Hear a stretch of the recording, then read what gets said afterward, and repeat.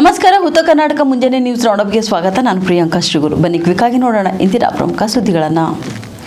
ಕೇರಳದಿಂದ ಹಂಪಿಗೆ ಬರ್ತಿದ್ದ ವಿದ್ಯಾರ್ಥಿಗಳಿಂದ ಟೂರಿಸ್ಟ್ ಮಿನಿ ಬಸ್ ಪಲ್ಟಿ, ಇಬ್ಬರು ಮೂವರಿಗೆ ಸಣ್ಣಪುಟ್ಟ ಗಾಯಗಳಾಗಿದ್ದು ಕಂಡುಬಂದಿದ್ದು, ಶಿಕ್ಷಕಿಯ ಕಾಲಿಗೆ ಗಂಭೀರ ಗಾಯ. ಇನ್ನು ವಿಜಯನಗರ ಜಿಲ್ಲೆಯ ಕೂಡ್ಲಿಗಿ ತಾಲೂಕಿನ ಅಮ್ಮನಕೆರೆ ಕ್ರಾಸ್ ಬಳಿ ನಡೆದ ಘಟನೆ. ಗಾಯಾಳುಗಳಿಗೆ ಪ್ರಾಥಮಿಕ ಚಿಕಿತ್ಸೆ ಕೊಡಿಸಿ ಬಳ್ಳಾರಿಯ ಬಿಮ್ಸ್ ಆಸ್ಪತ್ರೆಗೆ ರವಾನೆ ಕೂಡ ಮಾಡಲಾಗಿದೆ. ಇನ್ನು ಚಾಲಕನ ನಿಯಂತ್ರಣ ತಪ್ಪಿ ಡಿವೈಡರ್ಗೆ ಡಿಕ್ಕಿ ಹೊಡೆದ ಮಿನಿ ಬಸ್. ಕೂಡ್ಲಿಗಿ ಪೊಲೀಸ್ ಠಾಣೆಯಲ್ಲಿ ಈ ಪ್ರಕರಣ ದಾಖಲಾಗಿದೆ.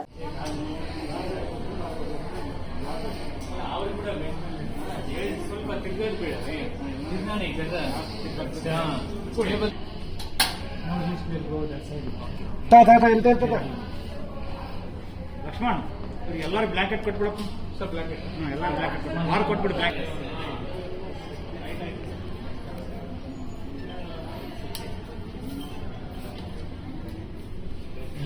ಕೈ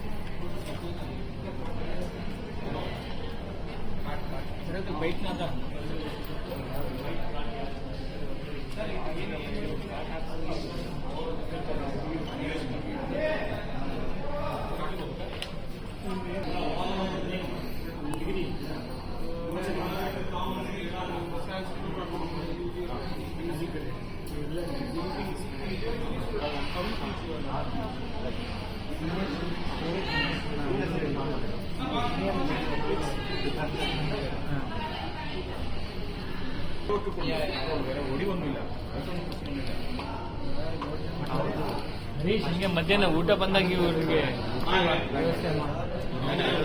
ಬಂದ್ರೆ ನಾನು ಯಾರು